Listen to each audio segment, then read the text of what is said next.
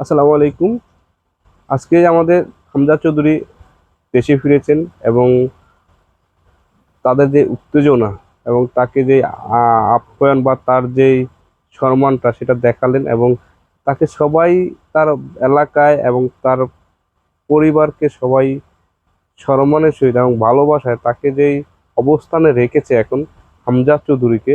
হামজা চৌধুরী অবসর বাংলাদেশে খেলবেন, সেই সব ধরনের সব সমস্যা কেটে হামজা চৌধুরী এখন বাংলাদেশে এবং ইন্ডিয়ার সাথে 25শে মার্চ খেলবেন এশিয়ার বাছাই পর্বে। এবার বোঝেন ইন্ডিয়ার সাথে এই 25শে মার্চ খেলাটা হবে। অবশেষে সব ধরনের সব কুঞ্জন কাটিয়ে হামজা চৌধুরী বাংলাদেশে চলে আসছে এবং সে বাংলাদেশের হয়ে ম্যাচ খেলবেন এবং এই আশ্বাসও দিয়েছে ইন্ডিয়া যে ম্যাচটা খেলা হবে সেটা ইনশাল্লাহ আমরা জিতবো ইন্ডিয়ার সাথে। এবং হামজা চৌধুরী যে ভালোবাসা পেয়েছে বাংলাদেশের মানুষের কাছে, এটা আসলে অনেক বড়। বাংলাদেশের মানুষ হামজা চৌধুরী অনেক ভালোবাসে এবং তার জায়গা থেকে সেটা প্রমাণ করেছেন যে বাংলাদেশ হামজা চৌধুরী কতটা ভালোবাসে এবং তাকে কতটা সম্মান করেছে।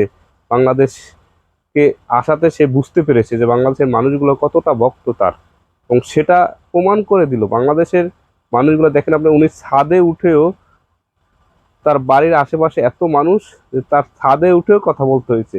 এবং কি এলাকায় যখন ঢুকতে গেছে নিরাপত্তা বাহিনী এবং এলাকায় কি পরিমাণ সেলফি আবদার এবং তাকে যে ফুল দিয়ে বরণ করেছেন, তাকে পুরা রাস্তা ধরে আপনার সব জায়গা থেকে তাকে মানে মানে তার ভালোবাসার প্রকাশটা দেখাইলেন যে বাংলাদেশের ফুটবল প্রেমিকরা তার দেখাইলেন যে হামজা চৌধুরী কতটা ভালোবাসে আর কতটা স্নেহ করে ভালোবাসে এবং কতটা সম্মান করে তাকে, এবং সেটা বোঝালো। এবং ইন্ডিয়ার সাথে লাস্ট যে ম্যাচটা খেলা হবে 25শে শুরু হবে, 25 তারিখ 25শে মার্চ এক্সিলেন্ট একটা ম্যাচ শুরু হবে।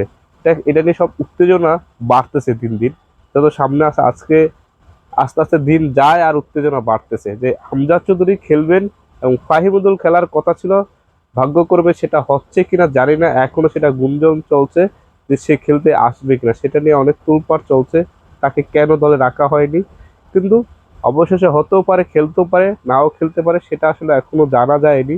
জানলে আপনাদেরকে জানাবো, আপনারা কমেন্ট করে থাকবেন। আসলে হামজা চৌধুরী আর ফাহিমকে খেললে আমাদের দলে কি একটা বেনিফিট হবে আর দলটা কি হবে, স্ট্রং হবে, সেটাই হামজা চৌধুরী সেটা জানালো যে বাংলাদেশ হয়ে সে খেলবেন এবং এই ম্যাচটা জিতবেন ইনশাল্লাহ এবং ভালো খেলার চেষ্টা করবেন। এটা আসলে আত্মবিশ্বাসটা, নিজের কাছে যে আত্মবিশ্বাসটা যদি না হয় তাহলে কোনো কাজই করা সম্ভব হয় না। আত্মবিশ্বাসটা সবচেয়ে ইম্পর্টেন্ট, এই আত্মবিশ্বাসটা থাকা প্রয়োজন।